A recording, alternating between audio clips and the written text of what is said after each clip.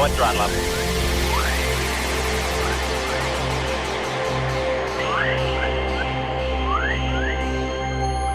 5, 4, 3, 2, 1, 0.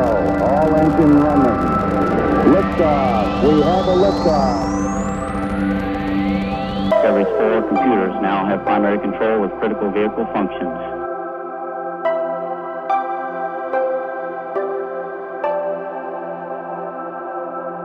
Roger, 0G, and I feel fine. Welcome to Fort Worth Esoteric Masonic Podcast, where we wade into the deep end of the pool for the more spiritually minded Mason. Nice to be in orbit. The statements of our guest and host do not represent the stance of any lodge or Grand Lodge. Welcome back, brethren, to the Fort Worth 148 podcast. My name is Billy Hamilton. I'm a past master of Fort Worth 148. Tonight, I'll be going solo, actually. And I do want to introduce our special guest, though. And if you would please introduce yourself. Thank you, Brother Billy. My name is Greg Kaminsky. Thank you for having me on your excellent podcast. I actually have my own podcast called A Cult of Personality. You can find that wherever you get your podcasts. We also have a membership website, chamberofreflection.com. It features a lot of interviews and lectures, presentations on a variety of topics that fall within the Western esoteric tradition label. I guess you could say that includes Freemasonry, of course. And I've written a couple of books, Celestial Intelligences, about Giovanni Pico della Marindola, Renaissance philosopher, and his angelology, and another book called Pronaeus, which is reflections on the preliminary practices of Buddhist Tantra from a Western perspective. So again, thank you for having me. Absolutely. It's our honor to have you as a guest.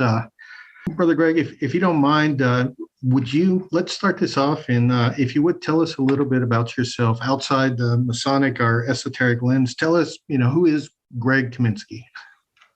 Well, let's see. I'm someone who's been interested in the arcane, symbolic, esoteric aspects of world religions, and just basically been kind of fascinated with that my entire life. So at some point, eventually I got a degree in medieval studies at Harvard and joined Freemasonry, joined other esoteric fraternities and orders along the way. And at this point, I'm married, I have children, I live in Michigan, and I practice Vajrayana Buddhism as my spiritual path. And yet I find my teacher, because he is a Western teacher, is also able to point out and instruct me in various ways, and that compare and contrast with Western traditions, which would include, Jewish Kabbalah, esoteric Christianity, Islamic Sufism, as well as things like Gurdjieff work. So it's a wide range of things to draw upon to further my education, if you will.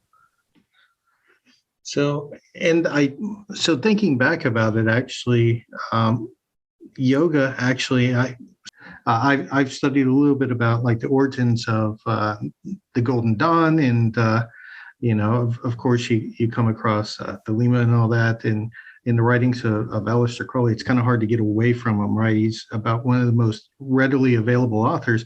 So, but one thing that interests me about that is that the yogic practices are infused throughout all of them, right? So it's it seems like there has been, at least for, I would say, 130, 140 years, kind of this attempt to bridge the Eastern mysticism and Eastern yogic practices with Western mysticism as well. Yeah, that's an interesting point you raise, and it's something I get into at length in my book Pronaeus, because in many ways, the Western traditions that you're talking about, like the Golden Dawn or Thelema, other sort of Western magical currents, they clearly recognize the importance of working with the various centers of the human being, right? Like the intellectual, the physical or mechanical, the emotional. But I think one of the things that I've learned along the way is that these Western traditions are kind of fragmentary. They're not whole or complete. Mm-hmm. And the reason I say that is because ostensibly the idea with these schools, if you will, is gnosis, to produce beings who have acquired gnosis. And yet I don't actually see that as the result of it. And the reason, I think, is because it's not there from the beginning. And if it's not there from the beginning, you can't create something from nothing. If you don't have the plant, how are you going to get the seeds to then grow another plant? Mm-hmm. It's very similar to that. It's very organic in that way. And so I feel like on some level that, yes, these groups, do provide value, obviously, and they're important, but they don't do the same types of things that like an authentic school and say, like I mentioned, Jewish Kabbalah or Islamic Sufism or esoteric Christianity or esoteric Hinduism or esoteric Buddhism, that's kind of aiming for the ultimate spiritual realization as the result of the practice of the path, if you will. So I don't know how relevant that is to your question, but I felt like that was important to express.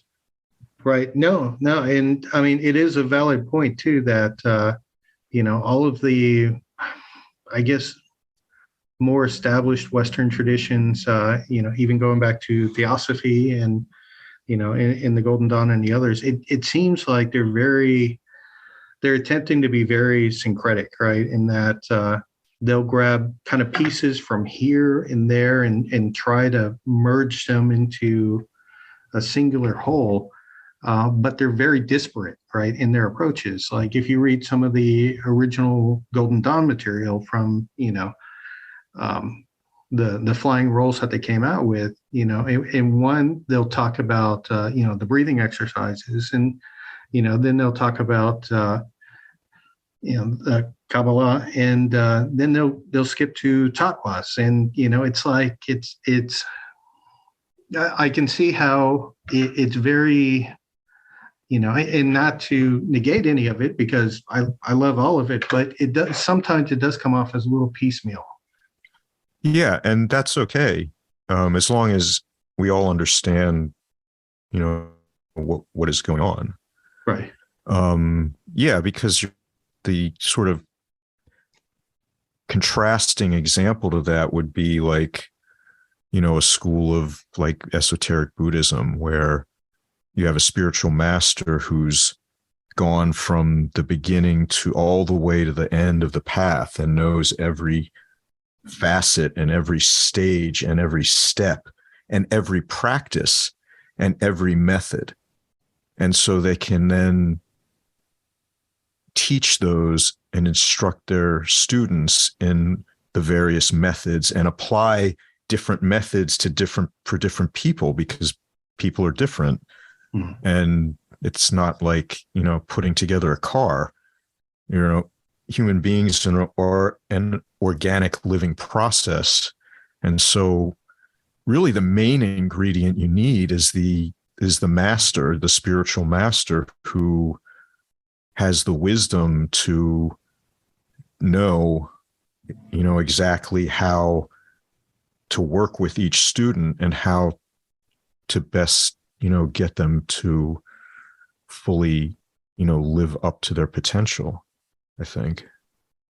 All right. Well, so I know we kind of started off, jumping right into it. If you don't mind, let me pull back a little bit. And you had mentioned that you were a Mason. Would you mind telling me, when you joined and how old you were? Yeah. Let's see. I joined I first became entered apprentice in 2009, I believe, and then was raised in 2010 or 11. I forget. I think it might have been 2011. And I joined St. John's Lodge in Boston, and it was just beautiful experience, and I just loved it tremendously, and I learned quite a lot.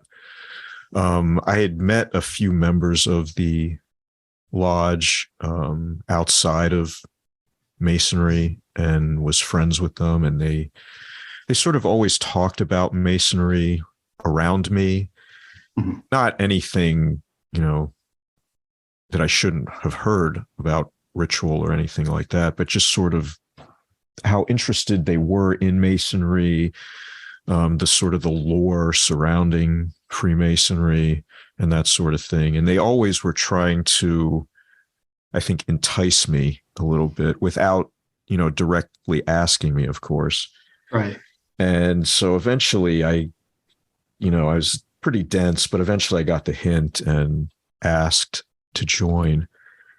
And it was great. And it was a long process to, petition and investigation and all of that, but it was really worth it, I'd have to say. Okay.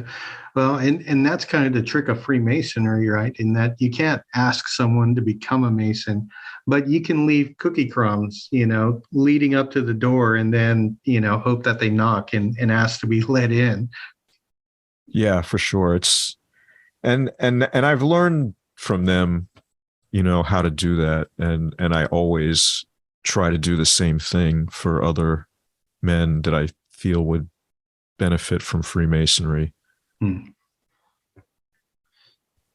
All right. Well, and actually that's interesting, because like I have a couple of notes here. It's like when did you join? How old were you? What inspired you to join? And what lodge did you join? And you kind of answered all of them with your answers. So I don't remember exactly how old I was, but I'm getting up there. So I think I was in my 40s. Okay. All right. So what do you do? What is your professional background, if you don't mind me asking? Professional background. I don't know that I have like an actual professional background, because that sounds really serious. I do this podcast. I write some books. I give some talks. I chat with people about, spiritual path. I do some practice. I go to teachings from my teacher, and, that's pretty much my life. So okay. I don't know if you would call that a professional background. No, I mean, that works. It's so professional writer and or lecturer. Yeah, I'd say like podcaster, author, speaker. How about that? Okay, that works for me. So I do want to touch upon your books, and I do want to lead first with celestial intelligences, right? So if you don't mind me asking, what inspired you to write this book? Okay, so this book, Celestial Intelligences, it's a book for people who don't know. It's a book about the Renaissance philosopher Giovanni Pico della Mirandola, who was a genius, and at a very young age, he challenged the church and civil authorities by proclaiming things like the only way to know the truth of the Christian faith is through the Kabbalah, or that natural magic is another way to know that Christianity is true. And he had proposed doing this like huge debate in the Vatican in front of the church fathers and the Pope. And this is in like the late 1400s. Mm-hmm. And it did not go well for him. He got excommunicated. They banned his book. They found like 13 of his 900 theses that he had come up with that to be heretical. So they burned as many copies of the book as they could found, and, threatened whoever was caught with the book would be excommunicated and punished. And Pico fled Rome and got captured.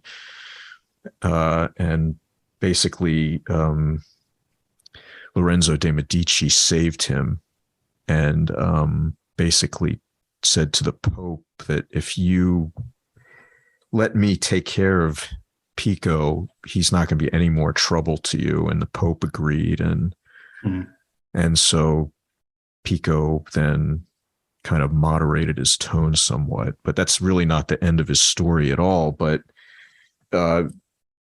anyway, that's sort of the broad overview of Pico. And he wrote something about some angels and angelology that I found really interesting. And this book originally started as my master's thesis at Harvard for my medieval studies degree. And originally I really wanted to write more about the origins of the Western esoteric tradition and the connection with Jewish Kabbalah and how that merger occurred. Mm-hmm. But my advisor convinced me completely that that was a terrible idea for a thesis. And she convinced me that I had to narrow my focus really, really tightly. And she said, the only way I'll agree to work with you on this is if you write about angels. And I said, I can agree to that. Okay. Because I like angels a lot, and she likes angels a lot. And so that worked out. And then she said, well, what about this guy Pico? She's like, he seems interesting. What about him? And I was like, well, he wrote about angels. That would work. And we were kind of off to the races after that.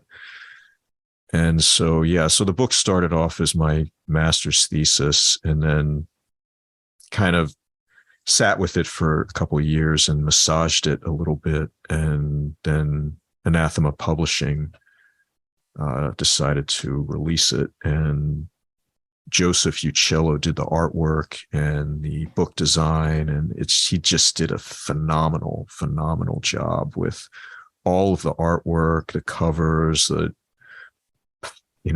everything. It's just gorgeous. So I'm really happy with the book, and I'm happy with Joseph's work and Anathema, and it's just tremendous. Yeah.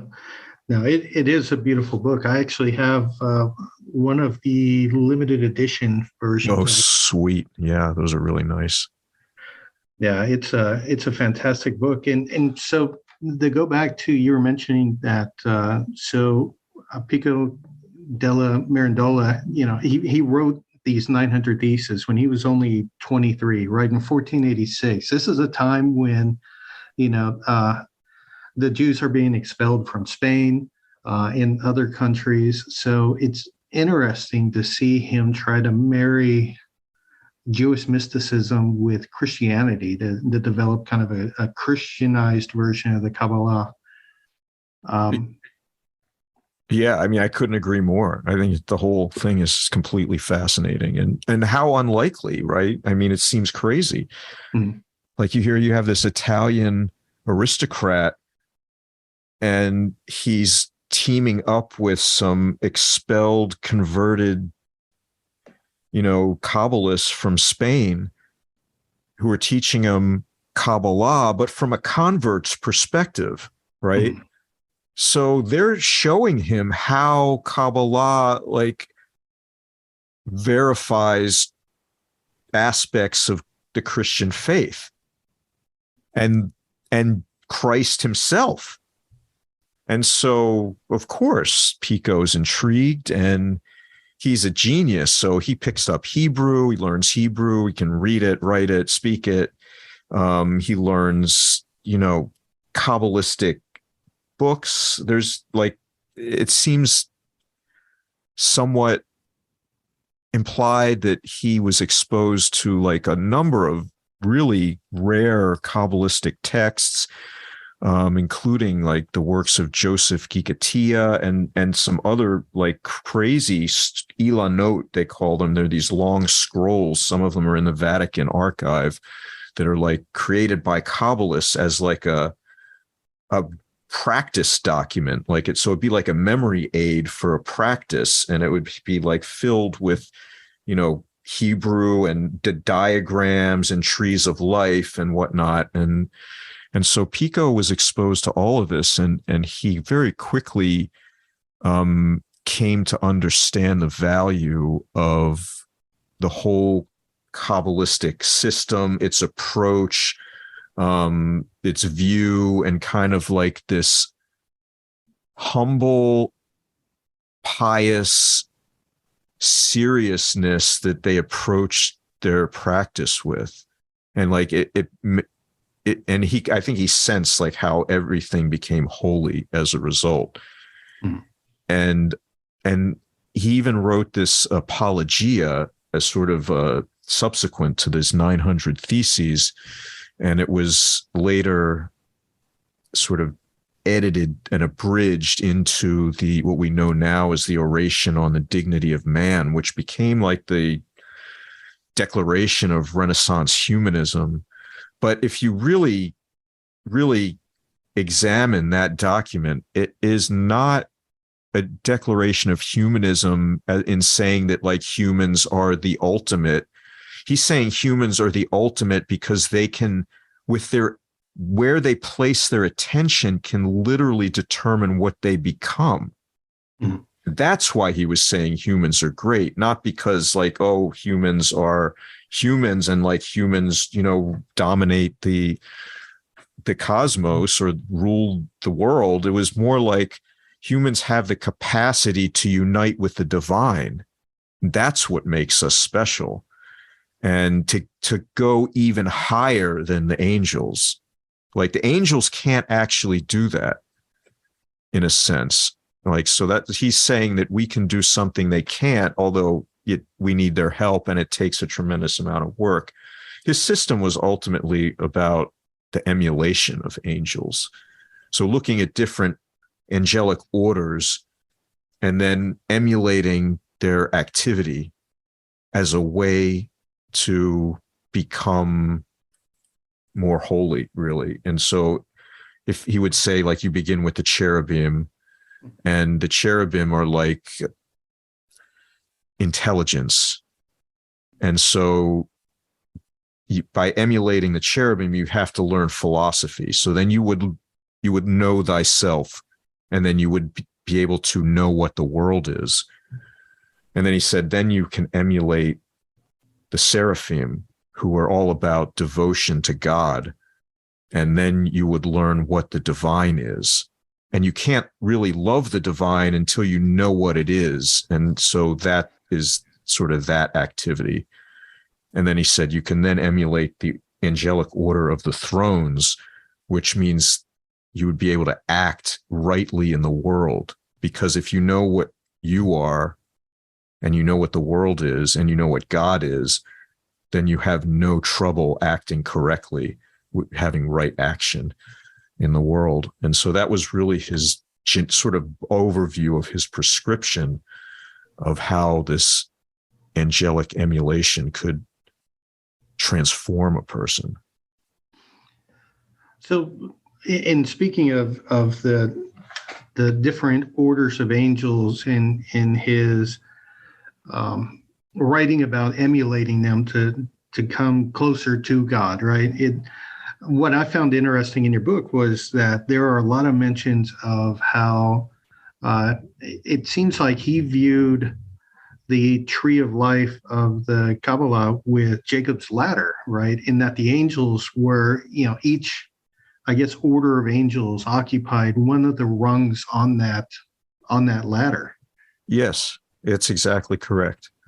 That the tree of life as a diagram for spiritual ascent and Jacob's ladder from the Bible, they're not two different things. So you're exactly correct. And so that each order of angels would occupy one of the sephirot, one of the spheres on the tree. Mm-hmm. So you'd have 10 orders of angels. And really what Pico did is he kind of, when he wrote about these angels in his 900 Theses, he kind of rearranged them. So normally the seraphim are the top order of angel, but Pico made the cherubim the top because he said they're like intelligence and you have to emulate them first. And he said that's the key, right? Because in his mind as a philosopher, of course, he said, if you don't have the intelligence, if you don't know thyself, this sort of very classic, charge, if you will, of the mysteries, one must know thyself, and all that entails is really the first step, right? That's one of the first of the Orphic of what is it? I forget, but they have it. It's these three, which is like know thyself, and then everything in moderation. Mm-hmm. And then the third is thou art. And so know thyself is really the first stage. And so that's why he made the cherubim the top order of angels. And really that was kind of my main argument in the book, I think, among others, but that's kind of the central one. Mm-hmm. So, and as I was reading it, I was wondering, because, looking at the typical arrangement of the order of angels, I'm like, so, why does he suggest emulating the cherubim, right? Why didn't he go straight to the seraphim? But as you said, being a philosopher and an extremely intelligent person himself, I could see why intelligence would be like the prime, I guess, the prime condition that one must emulate in order to proceed to the others. Yeah, it's the faculty that one must develop in order to proceed through the whole process in his mind. And I think, in addition to know thyself relating to the cherubim, because this whole connection really with self-knowledge, right? Because you can't start with knowing the divine if you don't know what you are, right? You have to know what you are. We have to start where we are or really on any path, but certainly on the spiritual path. You have to start where you are. You can't start at some lofty place where you would like to be or think you deserve to be, because that actually doesn't work.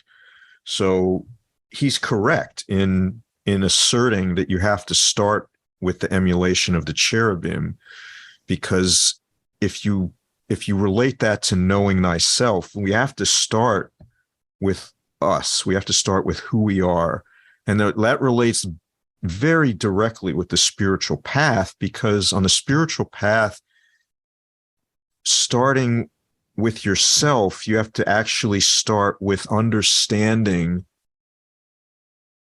like how we are mechanical and how we think we're conscious, but we're often not really conscious. We're kind of sleepwalking, or occupying habit patterns without thinking or being really aware of it, that we lie to ourselves about ourselves almost regularly, and we can't help it. And so it's a lot of like working with that to kind of see all the ways that we're just like everybody else. And then, because if you can't see it, you can't actually change it. And so that's really the first step, is sort of becoming aware of all of these aspects of who and what we are. And then only from there can you proceed to, well, what are we actually, if we are fully aware and fully embodied, then what then? Well, that's a totally different story at that point, but we're not there yet. So in researching for this book, was there anything that you came across that changed your personal outlook on esotericism? Oh, absolutely. Yeah, I think one of the biggest things that I came to understand in researching and writing this was, for the longest time, I thought that if I could just find or learn the correct secret information, the secret knowledge, the secret keys, that would have the capacity to change who and what I was. But I came to understand that that is not true. There is no information or knowledge that's capable of transforming anyone. Because information does not equal transformation. And I came to understand that there's a huge difference between knowledge and wisdom. And it's the difference is as great as the difference between the earth and the sky. It's that huge. Mm-hmm. Because knowledge is basically breaking down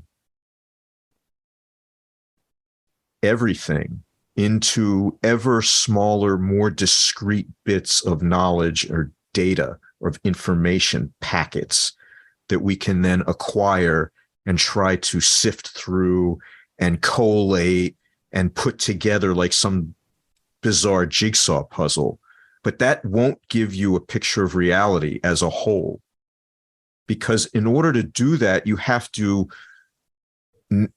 sort of unlearn and unknow. And that's the only way to put all this back together in our minds, is to like get rid of all of our ideas and concepts and the things that we think we know, because they're often wrong, because they're unexamined and not considered.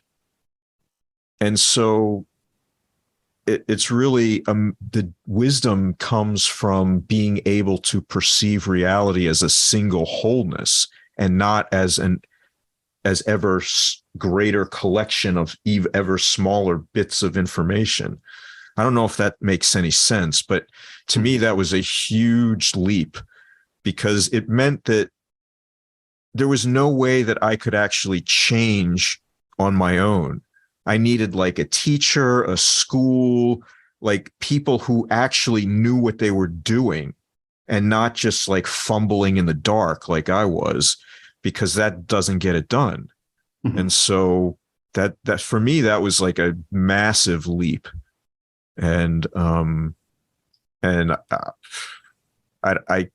very grateful that I was able to learn that. Well, and that's an interesting thought about how, going back to, there's a difference between knowledge and wisdom, because I think a lot of us who step foot on the esoteric path, right, you do feel like there is a mystical key. There's something that will unlock all the secrets of the universe I've been looking for if I could just find it.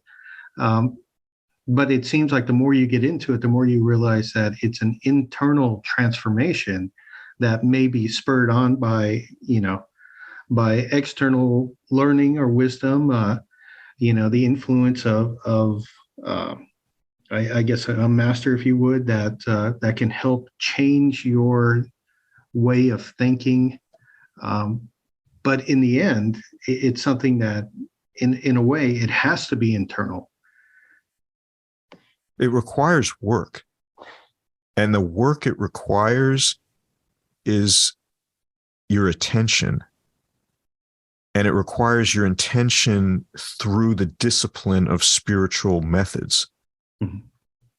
And so that's what works. That's all that works.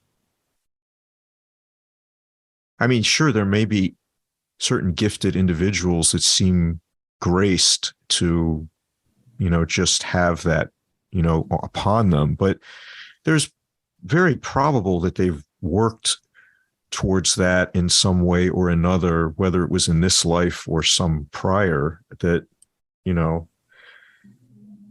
it requires work. That's the best I can tell. Like it does not come easily.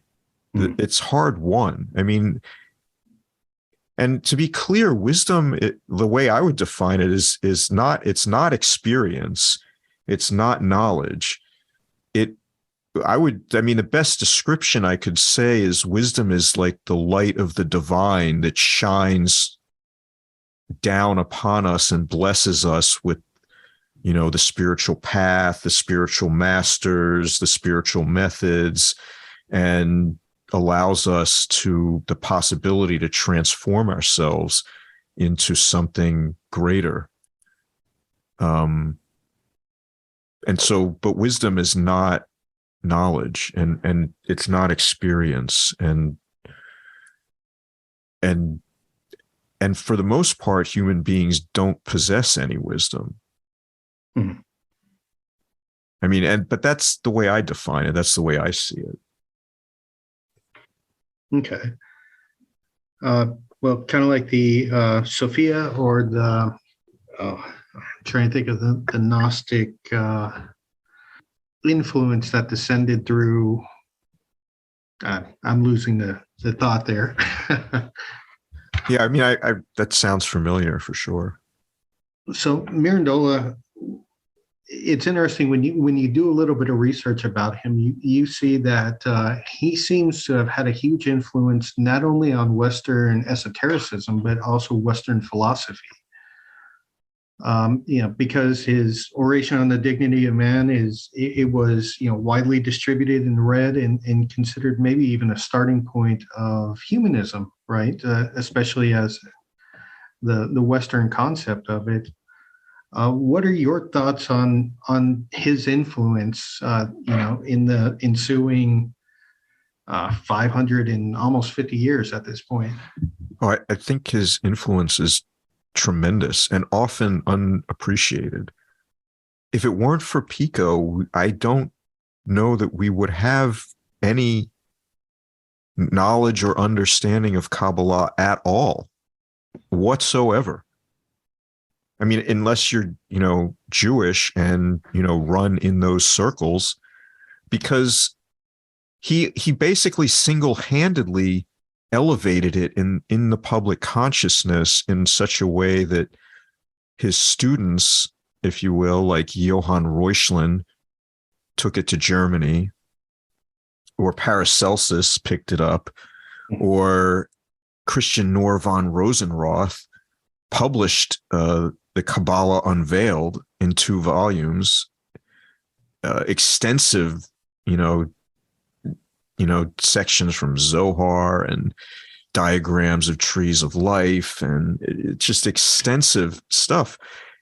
So the entire introduction of Kabbalah into Western esotericism as a monotheistic living esoteric tradition was made possible by Pico, almost single-handedly. Now, he paid the price for that, certainly, but he was willing. He was more than willing to. So, I mean, his influence in terms of Western esotericism is just massive. And, people may not use Kabbalah the way that Picot had envisioned it, but irregardless, it's still present, because he's the one who took the initial steps to make that happen. Mm-hmm. And yeah, you're right. And from just a general Western philosophical tradition, yeah, his writing kind of kicked off Renaissance humanism. I mean, I have misgivings about that for sure, because I honestly don't believe that Pico intended that or would have wanted to even participate in that sort of perspective. He was more of like what you would call a perennialist or a traditionalist, mm-hmm. right? He was not a modernist. He was not someone who thought of humans as innately, divine. It required work. It required purification. It required education. It required contemplation. But it did not require the intermediation of a priest. So, it put him at odds in many ways with a whole variety of people and different ways of seeing the world. But he was very much willing to go against the grain. He was always willing to question, and he was willing to basically pursue truth regardless of the cost. And so despite the fact that he, at times some of his philosophical writings may seem unhinged or, maybe a little too youthful, exuberant, I don't know. Mm-hmm. But I think his courage, his, almost foolish courage, is I'm not saying we should emulate the way he was, but there's something to be admired in not being fearful about pursuing the truth and proclaiming it. But, people have different capacities for danger. Mm-hmm. So we all have to consider our circumstances. Right. Well, and like you said, he may have ultimately paid the price. I mean, there's theories that he was poisoned when he died at the age of 31. Yeah, there's strong evidence, I think, that he was assassinated. And so, and he was, he lived in Florence, Italy in the Renaissance. Like people getting poisoned was not like uncommon at all. So, and he played in that arena. Right. He willingly stepped into that arena. So, Well, and his death came actually after he seemed to have made amends with the church, because he was pardoned by Pope Alexander VI the year before he died. Yes, but he was in a sort of ongoing, I don't know what you'd call it exactly, with Savonarola, the Dominican friar, famous from the bonfire of the vanities. And Savonarola wanted Pico to join the Dominican order. And Pico apparently told Savonarola that he would, but he never actually did. So when they buried Pico, they dressed him in the habit of the Dominican order. Oh, wow. Okay. Yeah. Oh, wow is right. Yeah. It's pretty messed up. But, this is Renaissance Florence, so it's pretty messed up. Right. The other book he wrote about the yogic practices. Yeah, Pronaos. It's Pronaos. I should have remembered that too, right? Like That's okay. like Chronos, but Pronaos, I don't know, pronounce. It's like the porch on at the entrance to like the Greek temple. Right. So that's like the what I'm writing about in the book. These preliminary practices are kind of like the entrance way to Tantra. So okay. that's the reason it's called Pronaos. Well, and the beast, I guess, to add a little bit of explanation too, because I know a lot of people, when they think Tantra, they immediately think, like sex yoga, but it is a full school of yoga on its own that, I think over the years, people have focused on that, but it's definitely, there's a lot more to it. Oh my God. Yeah. That it's definitely like any thoughts of like, any kind of like softcore porn or something like of that nature should definitely be discarded, because it is not that at all. I mean, there are sexual practices, but those are like so advanced that it's almost no one actually does them. And when they do, it's not in a lurid or prurient sort of thing that's happening there, because it's a spiritual path. I mean, you're going through like, all of the things that you would imagine a spiritual path includes. It includes all of them, like discipline, purification, renunciation, compassion, all of these things, because it encompasses the entirety of the Buddhist path, beginning with Sutra through Mahayana and then into Vajrayana. And basically the main difference between these forms, Sutra, Mahayana, and Vajrayana, is really the view of reality that, that one holds as part of the practice. And that's really the main part. And I write about this in the book, and it's, basically the idea is that all is divinity, and we are simply just like, nodes of perception. But the idea that, our identity is somehow solid or real in any concrete way or independently existent way is not true. And there's many reasons for that, but this is sort of like the basic kind of overview of like a view of reality. And it's a resultant path, which means that the view that one aspires to hold is the same view that one realizes if and when one accomplishes the path.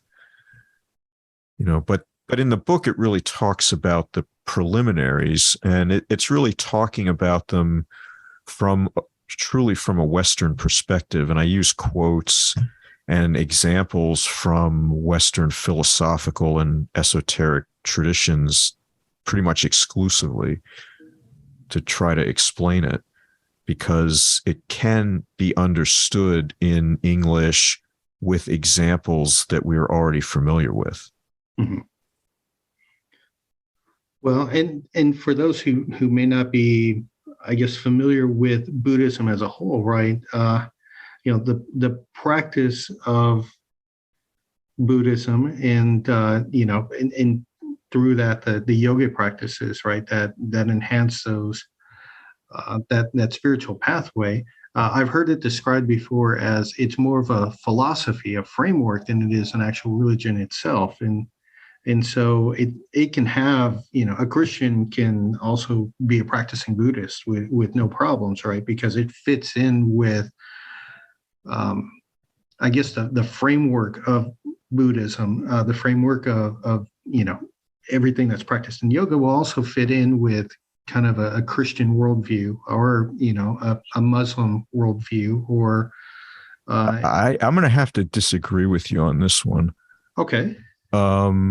And I'm not speaking for all Buddhists, definitely not. I'm only speaking for myself and the particular path of Buddhism that I practice. And there are many different paths of Buddhism that have different views and different practices. And so the one that I practice, which is a form of Vajrayana taught by Traktung Rinpoche, my teacher, and that was taught, through the same lineage that he holds and that I'm a member of,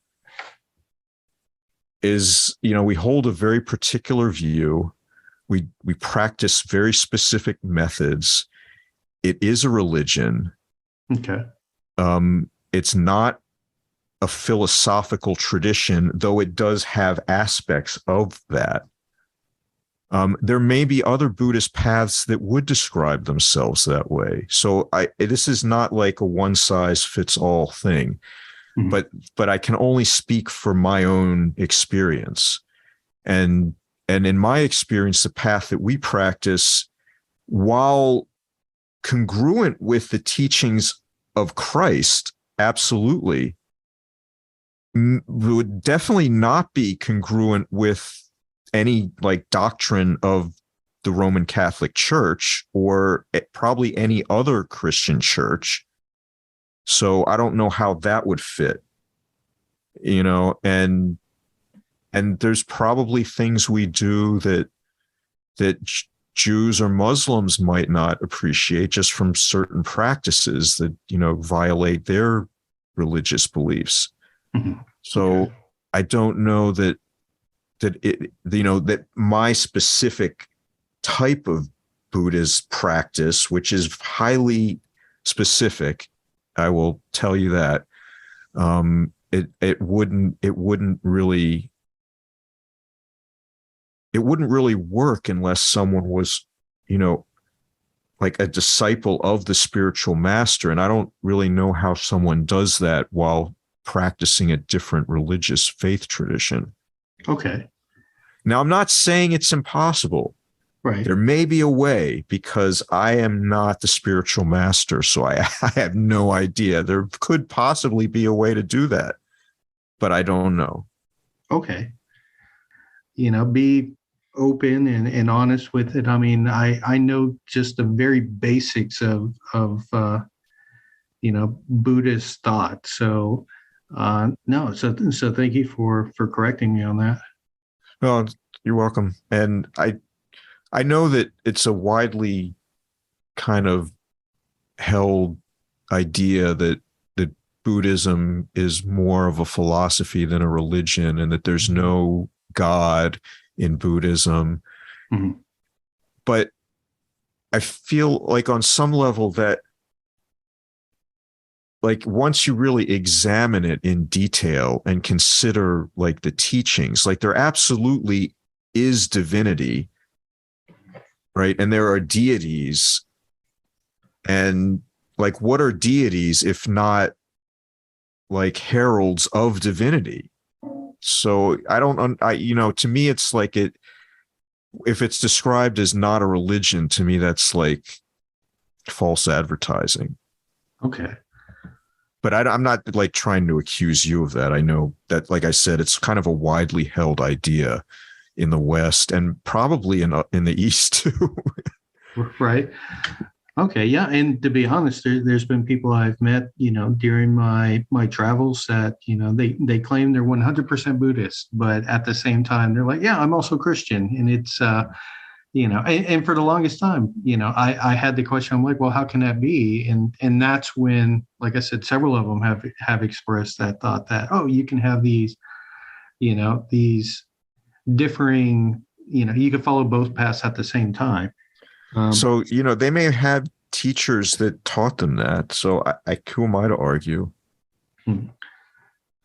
Well, and so returning back to the practice that you describe in your book, as you mentioned, it's a physical, but also a spiritual and intellectual practice. Yeah, because Tantra tries to weave together like all various different ways of spiritual practice. So you'd have like devotional practice, you'd have yogic practice, you have like more of like the inquiry, which is more of like an intellectual practice. And it combines all of them. Mm-hmm.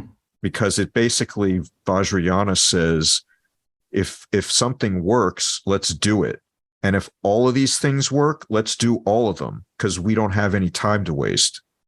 Because Vajrayana is known as like the swift path, because beings are suffering and we better do something about it. Mm-hmm. And the only way to do something about it is to do spiritual practice and then hopefully accomplish the path, and then it would be possible to actually benefit people.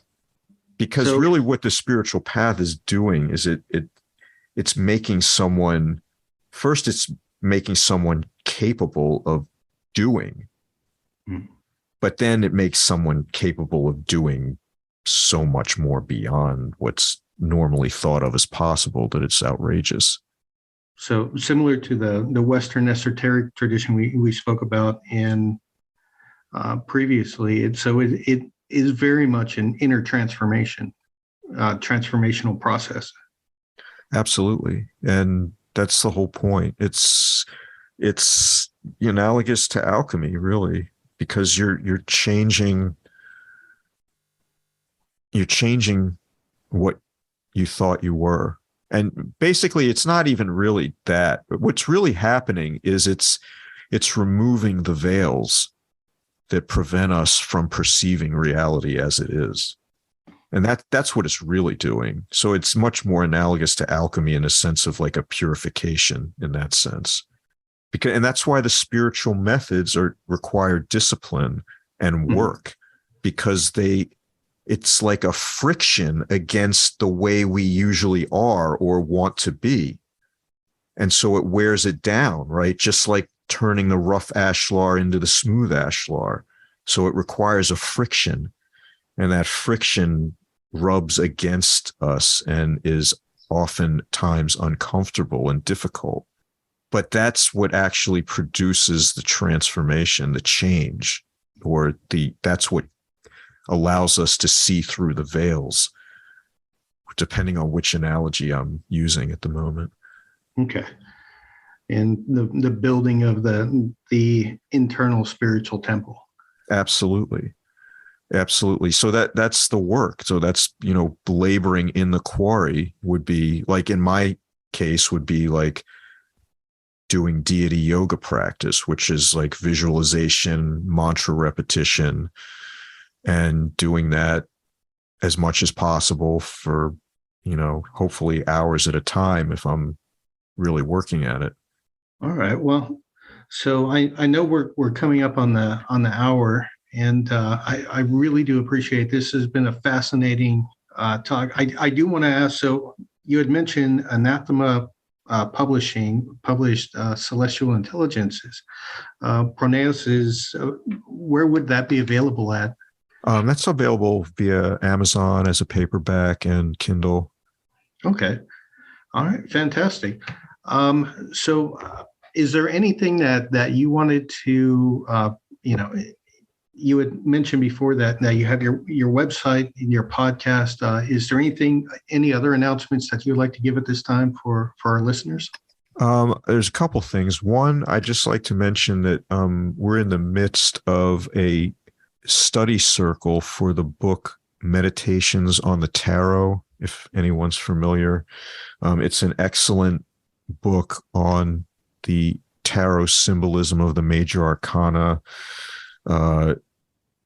written by anonymous, we now know as Valentin Tomberg, who is a Christian esotericist. It's a wonderful book. So we're in the midst of our study circle that meets every month to go over that, and it's available to all of our members at chamberofreflection.com. So if anyone's interested in that, I would encourage them to sign up and join us. And the other thing I just want to say is, again, thank you for having me on your podcast. I really appreciate it. I always am happy and willing to speak to Masons, Masonic groups, lodges, what have you, anytime, because I value my experience in Freemasonry, and I know Freemasonry is a worthwhile endeavor and pursuit for almost everyone, every man that I've known. And I very much appreciate the way that Freemasonry has the capability to actually make us better humans through all of its ways, all of its teachings, all of its lessons and lectures. And so I am eternally grateful for Freemasonry and for Masons that continue to work. All right, fantastic. Well, we also thank you for joining us on this podcast. I hope that we continue this conversation, well down the road, and I'm sure we'll be in touch. And like I said, I'd love to continue this conversation further. So we're about to have. I'm not sure if this podcast should probably be coming out right before we have a symposium of our own called Texas Masonicon. That's happening on August 20th. So it's something that we try to do every year. These last couple of years have been kind of weird because of COVID, but we're really excited about having our first one post-COVID, if you would, even though it's not quite done with, but we're happy to be able to get together one more time. So again, that's August 20th with a festive board on August 19th. So I'd like to wrap up with a quote of the week. This is something that we do. And this quote is from Nelson Mandela. And it is, "A good head and a good heart are always a formidable combination. But when you add to that a literate tongue or pen, then you have something very special." Once again, Brother Greg, thank you so much for being our guest tonight. Everyone has a good night. Brother Greg, thank you so much once more. All right. It's been a Thank you, fantastic Brother Billy. conversation. Yeah, I appreciate it. Thank you so much.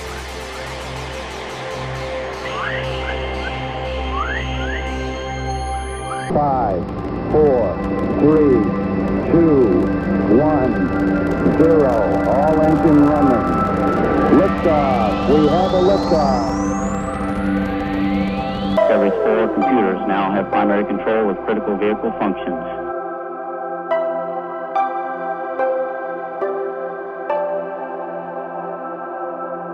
Roger, 0G, and I feel fine.